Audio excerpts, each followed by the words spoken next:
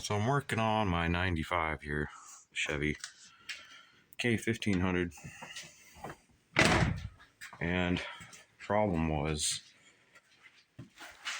this truck.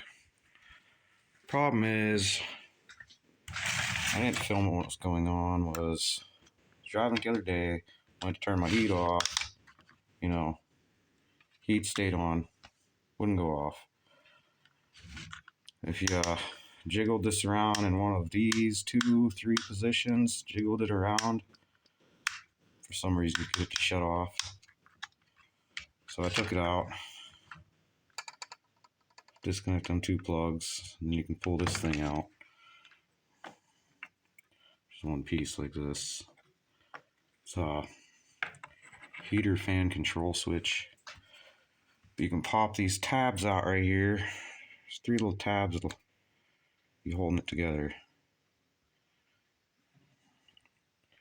Put it down on the workbench and just squeeze this down in there. Don't cut yourself, and you can pop them tabs up.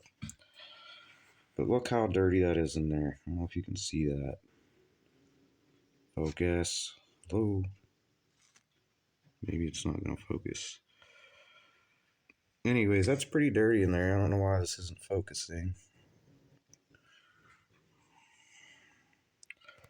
So, it's pretty easy to get apart. Just this piece spins, And then there's a little peg in there, right there, that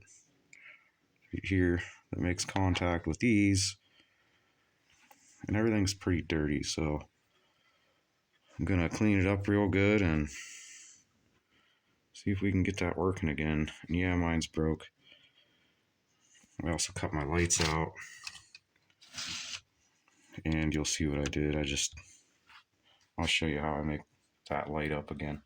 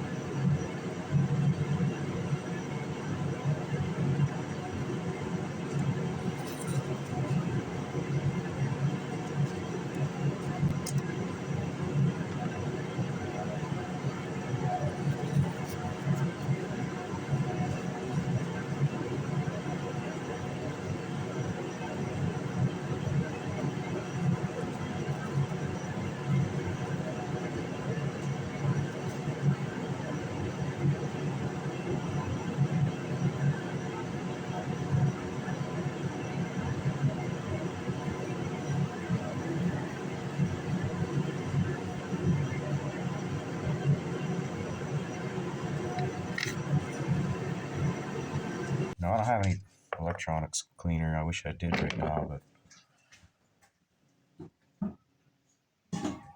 yeah, definitely don't. This dielectric grease.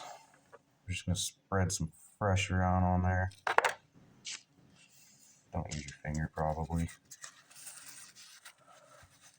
Clean part of your rag and just spread this around, and then we'll sop it back off. Try and help get some of that dirty grease out of there.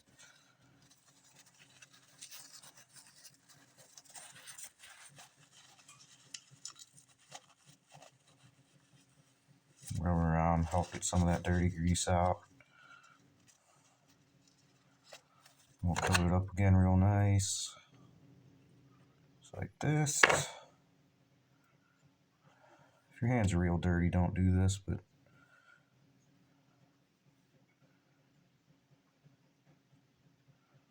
here you go. Take this guy and put him back in here. Well, actually, we'll put this back on first. As if you see, there's a little, like a plus sign type of deal, or whatever you want to say. You just put that on there, like that, and then twist it in. So like this. It goes one side at a time, like that. There you go, and then you twist it into place like that. And there you go. And then, well, I might have to rotate that. Not sure if that's... Not sure. We'll throw some dielectric grease on this. Rub around. Not guaranteeing that this is going to work. But for as dirty as that was in there, I have a feeling it's going to work. And just to keep any kind of moisture out, dielectric grease this thing too, so that when it pops through, it's sealed. Moisture barrier. There you go. Just put this back in here. Well, let's not use that. Let's save that. There's plenty on here now, I believe. Well, a little bit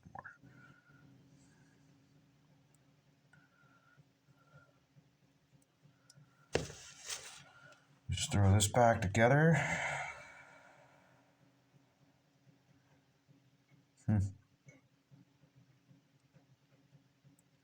Keep note of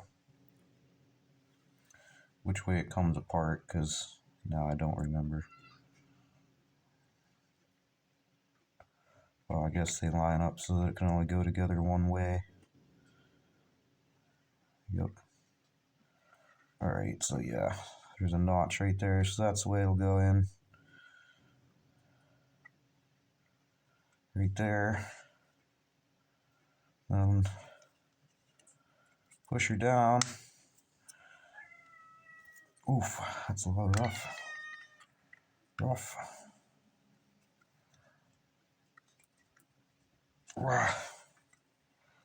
Push it together.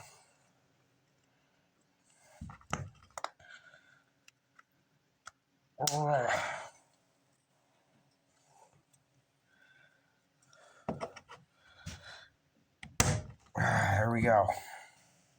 It's back together. Make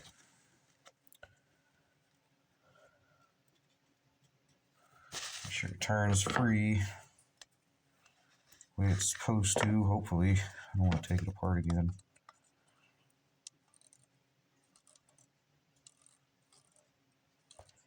Seems to feel a lot better. So because mine's broke, I actually just take some Gorilla Tape and put it across the top there. Gorilla Tape sticks pretty good, and it don't look bad when it's in. You can't really see it. And here's my light.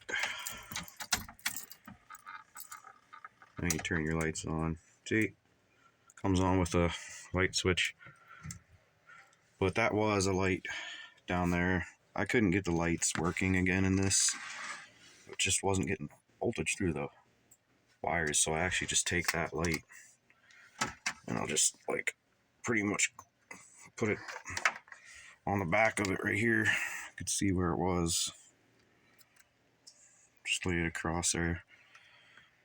But we're gonna throw this in and see. I just take that light.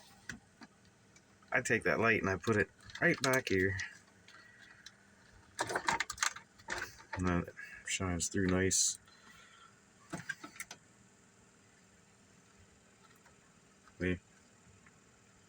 Yep.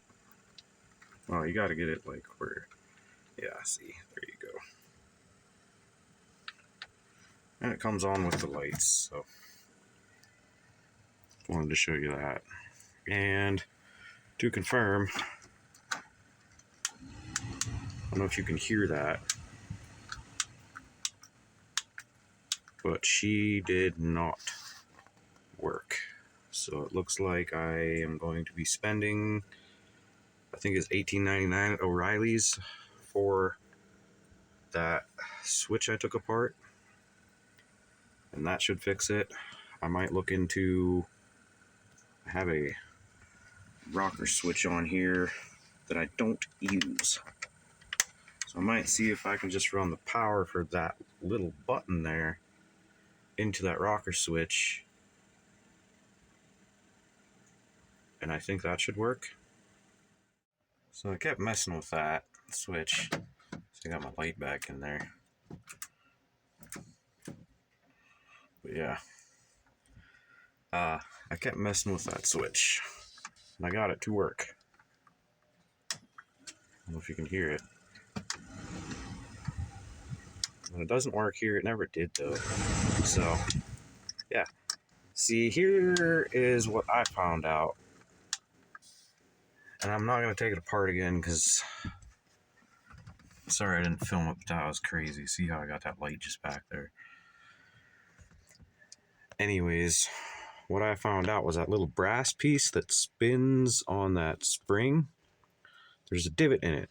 And that has to be in the right spot to be able to turn off. And what happened was there's those two little pegs that stick up. When you put that ring back on and then you turn it, well, it wasn't locking in place right there. So it was just basically that little plastic tab was worn out. So it wasn't holding that brass piece in. So what I did was I super glued it in place, which is just a temporary fix. And you can still turn it, but the spring doesn't really function anymore. So it's a little rough and it's probably going to wear out real quick. But that's my no-buck solution for a temporary fix right there.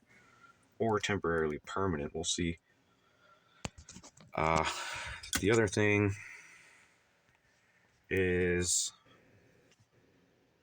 yeah, when you do it, everything's got to be lined up so that everything slips back together on the other side. So when that switch goes bad, you can fix it yourself. I'll probably leave that switch in there until it does go bad again. So pretty permanent fix, temporary permanent, depends on how long the super glue holds it. Just that cheap super glue right there. If you want to use a Gorilla Glue gel, that would probably fix it permanently. But what I'm kind of worried about is since the spring isn't functioning, I think it's going to wear out where it slides. But yeah, I got that working, so that was pretty cool. Heck yeah. And it never worked there until it was broken, and then it was working everywhere. So, but it was because that piece where it shuts it off had turned. So, and also while I have this off and my stereo out, I'm going to also show you how you mount a double din using your stock tray, just for ease of taking it in and out. That's why I did it. I just used a stock tray. I just measured this to where it would sit right behind that, and I cut it out, measured the height where I wanted it, and I used this on this stereo. It had this bolt hole right here randomly, so I just made an L bracket. I'm stuck.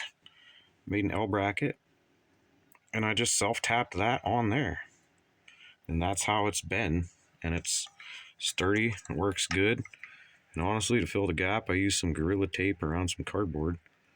It looks a lot better when it's in there. I mean, it's just a work truck too. It's not perfect, as you can see with all my broken stuff. My dash is cracked and repaired with super glue in a couple spots. Yeah, that's my stereo hack. I'll show you real quick. So I got that going back in. I did have to cut out up in there a little bit. If you can see that, I very roughly cut up in there. And I wonder if I should have been using this before. And then you just use your stock sliders, push her in there, lock her in place, maybe. Oh, yep, click, click. Locked in, buddy. And there we go. Everything works. Oops, turn signals on. Everything works. Lights light up. Oh, lights light up. Can't really see these ones. If I close my door, no, not really. Yeah. Fan motor works.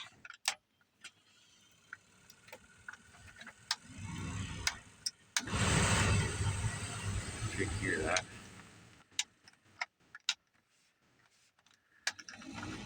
Yep. Still works. Stereo. Just a cheap dual from Walmart. Y'all have to. There we go. Sorry about that. Y'all have to fix that.